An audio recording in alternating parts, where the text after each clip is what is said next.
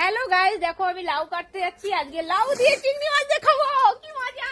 এই যে দেখো যাচ্ছি লাউ কাটতে, এই যে চলে এলাম। এই দেখো আমাদের গাছের লাউ কত বড় জানো। এখানে লাউ কেউ কিনে খায় না, 5 টাকা 10 টাকা দাম।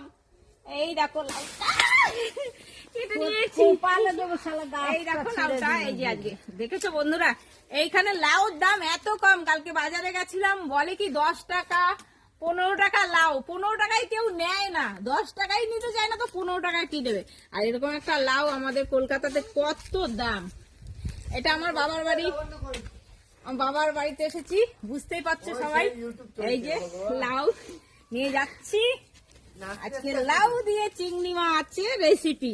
চলো মা কালী কাটবো সবাইকে আমি আজকে, না দেখ না। চলো লাউটাকে নিয়ে হাঁটু চলে হাঁটি।